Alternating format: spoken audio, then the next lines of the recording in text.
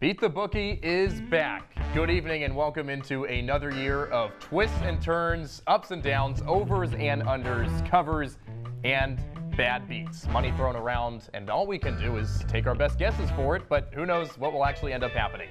I bet your money wasn't on Bill Belichick's girlfriend Jordan Hudson talking to the first-year North Carolina head coach on the field during a TCU demolition of UNC on Monday. My name is Nico Horning, and I'm extremely excited to place some college football bets for our first show of the season, so let's get after it. Each week, a different analyst gets $100 to throw around and place that however they'd like. Now, why should you trust me? Everyone here at CitrusTV knows I'm notorious for asking for money and Venmos from them to compete in my overpriced fantasy leagues. They're really not overpriced. It's an investment. As long as you're also eager to win, excited to learn from your losses, and be careful but still have fun with your sports money, join me on the adventure to the top of the leaderboard amongst our analysts. And speaking of some of those who refuse to join my leagues, let's check out how the spring semester ended up. All right, we get some of the graduates from the class of 2025 on here. Skylar Wilkes with a humongous win on Beat the Bookie in the spring, the look-alike of Scotty Scheffler. Total profits from the spring semester, $257. The biggest loss went to Shrikar, Terrence, and Chris with a $79 loss. They did a little UFC show there on that loss.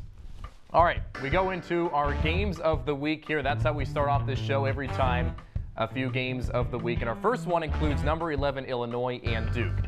Both teams of the week one cakewalk, Illinois against Western Illinois and Duke against Elon. This will be the first true test for the highly ranked Fighting Illini, who have won 5 straight games on the road in Durham. And you know what? It's going to be one on the ground. Duke let Elon run for over 160 yards and a couple touchdowns. Last year, the Blue Devils gave up about 150 rushing yards per game. Expect Illinois to take advantage of those numbers. The Illini rumbled for 210 yards, 3 scores, and averaged over 5 yards a carry last week. If that keeps up, Illinois covers by a field goal and earns the right to be a top 15 football team in the nation. I got Illinois covering for $10. Over in Ames, who doesn't love a Cy-Hawk rivalry in the second week of the season? Because both schools belong to different conferences, Iowa State and Iowa bring excitement to Iowans in September. The Cyclones come in as the host and the 16th ranked team in the country after moving up 6 spots with a blowout victory over South Dakota and a win over Kansas State in Dublin. The Hawkeyes beat UAlbany 34-7, but this is where things get a little weird. The home team hasn't prevailed since 2018. Iowa State hasn't emerged victorious on home turf in 14 years. But despite the inability to defend its own house, Iowa State has won 2 of the last 3 matchups, including last year's game-winning 54-yard field goal. All signals point me to pick the road team for this game, but a guy by the name of Rocco Becht has me feeling confident that the home squad can break the skid. The Iowa State QB is set to start for the 3rd time in this rivalry, and that's the type of experience one needs to win a game as big as this one. A game surrounded by cornfields. I'm throwing $10 on Becht and the Cyclones, putting a storm on the Hawkeyes and covering by 2.5. Either way, expect another dogfight of the game between the rivals. All right, to our 3rd game of the week. 15th ranked Michigan and 18th ranked Oklahoma. This happens to be the only matchup this weekend with 2 ranked squads going at it. The Sooners took a week 1 home victory over Illinois State by 32 points, and the Wolverines came out of Ann Arbor doubling up New Mexico. OU transfer quarterback John Mateer threw for almost 400 yards and completed 81% of his passes for 3 touchdowns and a pick. The former Washington State signal caller was Cam Ward's backup at Wazoo in 2023 before he ended up at Miami.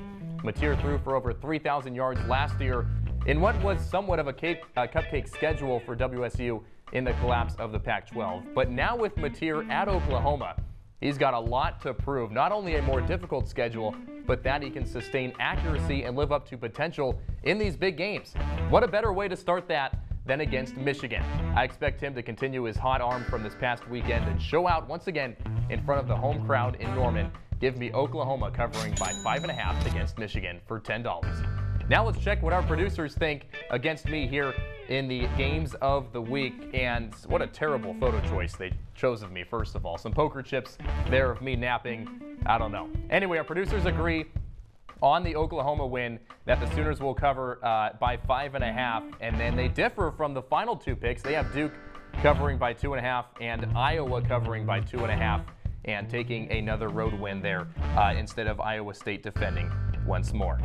All right, now it's time for the real moneymakers. The talk of the college football world last weekend started with how poorly the Texas Longhorns offense played against the world-famous Ohio State Buckeyes, according to Gus Johnson. Arch Manning, he was overarched, as beautifully spoken by Reese Davis in the start of Lee Corso's final ESPN College Game Day show. It took until the back half of the fourth quarter for Manning and the Longhorns to find the end zone at Ohio Stadium. Yes, they only lost by a possession, but Manning was ineffective in the passing game for the majority of the day. Now Texas plays at home for the first time this season and welcomes San Jose State. In reality, this should be a high-scoring rout for the Longhorns over the Spartans, but nothing from what I saw last weekend believes me that there will be 52 points or more scored in this game unless Texas can replicate that last drive against Ohio State time and time again. I wouldn't be shocked, but I don't see it happening in week 2. Give me $15 on the under for Texas and San Jose State. Another 51.5 point total features number 8 Clemson and Troy. The Tigers dropped a tight home matchup to number 3 LSU to begin the season.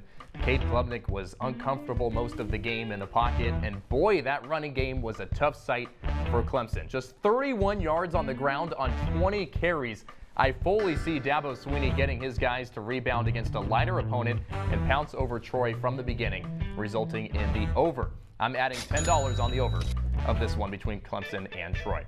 All right, I'm a West Coast guy. Let's give the West Coast some love here in my next couple of picks. Stanford goes at it with BYU in Utah this weekend. BYU defeated Portland State 69-0, and Stanford dropped its first game 23-20 at Hawaii. The Cardinal present a tougher test than Portland State, but still a relatively bad ACC team. Stanford lost several players to the portal after Troy Taylor was fired, so BYU should get another win this weekend against Stanford, but 18.5 points as far as the favorites goes, just a little high in my opinion. Sophomore running back Micah Ford can keep Stanford in the game if he can build on what he did in Honolulu. Ford ran for 115 yards and a touchdown. Put him in the end zone twice against BYU, and I can see this matchup being a bit closer than what Vegas thinks. I'll throw $10 towards Stanford covering BYU. Staying out west, Washington State welcomes San Diego State late on Saturday. The Cougs barely edged out Idaho while SDSU pounced on Stony Brook 42-0. I'm putting $10 that San Diego State beats Washington State straight up, and here's why. Wazoo has to fix that poor offensive showing against Idaho, in which the Cougs came out with a game-winning field goal. SDSU also played a couple days earlier than WSU with a Thursday game rather than Saturday. This game came out to be a 3-point win for Washington State last year, but I don't see the Cougars offense fixing things in time in front of their home faithful in Pullman. Give me an Aztecs victory. All right, enough college football for your betting fix this weekend. Let's jump to the baseball diamond, my favorite sport, where it feels like we're out of that weird rut of the sports season, you know, towards the end of July and especially into August, just some random regular season MLB games going on. But now they matter because it's September and the standings start to mean something. Boy, are there some close races. The Blue Jays lead the Yankees and the Red Sox by 2.5 games in the AL East. The Dodgers have a 2.5 game edge over the Padres in the NL West. Not to mention the AL wildcard race isn't finished, with the Rangers trailing the Mariners for that final spot by 1.5 games. What I want to hone in on is the NL wildcard race. And I would have said a couple weeks ago that this race is about to be done and the Mets can comfortably win that third and final spot in the wildcard, but not so fast. Yes, they still have a 5-game cushion over the Reds and the Giants. However, the water at McCovey Cove is warming up and settling down. Those San Francisco Giants have won 9 of their last 10 games, and they're not done yet. If you want a reasonable long shot to put your money towards, I'm placing $15 on the Giants clinching a wildcard spot. Why? Well, let's talk about the schedules. I think that could be the #1 factor here. The Giants' remaining games include the bad Rockies, the mediocre Cardinals and D-backs, and yes, 7 tough games against the Dodgers. The Mets, on the other hand, have the Tigers, Reds, Phillies, Rangers, Padres, and Cubs left. That's no easy quest.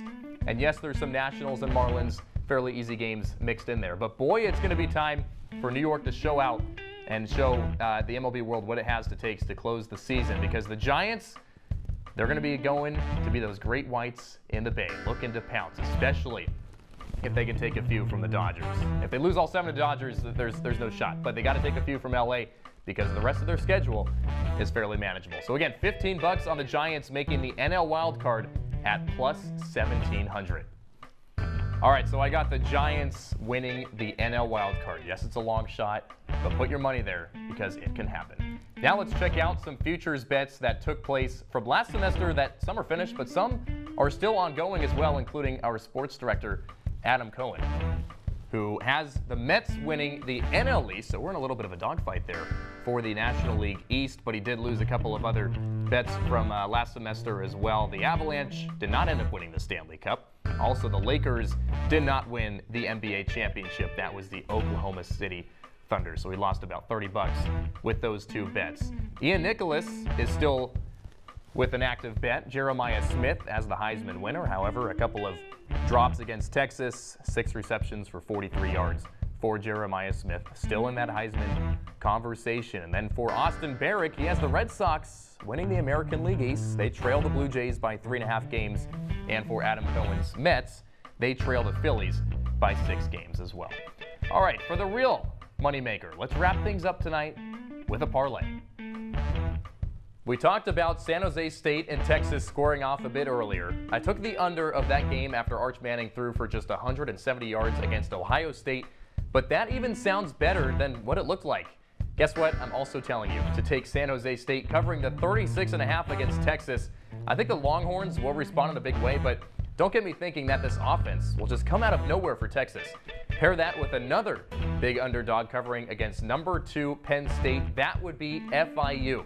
The Nittany Lions defeated Nevada by 35 in week 1. Now the odds are 41.5 against FIU, which is about right, but I just don't see Drew Aller playing a perfect game to lead to that much of an amountment over FIU. So give me the Panthers covering in this one, and if those 2 shake out to the way I think they will, it comes down to hotty toddy. I have 20th ranked Ole Miss covering the 10.5 against Kentucky on the road. The Rebels demolished Georgia State 63-7 in week 1, and Lane Kiffin will have his squad ready to go after losing to Kentucky a year ago. So San Jose State covers against Texas, FIU covers against Penn State, and Ole Miss, to round it out, covers against Kentucky with a 2-score win. $15 on this equates to more than $95 on a 3-leg parlay to begin the year. So to recap the picks that we've already gone over, Oklahoma covering against Michigan, Illinois by a field goal against Duke, Iowa State by 3, breaking that road win streak in that series against Iowa.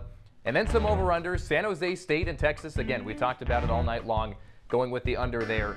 And then Clemson and Troy putting the over there with Cade Klubnik. Stanford will cover against BYU. And then money line, San Diego State against Washington State. SDSU takes the win there in Pullman. And again, the long shot. If you want something that has some reason behind it, the San Francisco Giants making the NL wild card here in the last month of the MLB season. And then again, that parlay that we just went over. All right, that just about does it here tonight for this busy slate of college football coming up this weekend. So excited that the season is finally here. Thanks to our producers, Adam Hipsky, Griffin Bloomstein, putting together everything behind the scenes tonight. I'm Nico Horning, wishing you happy betting, and we hope we can help you beat the bookie.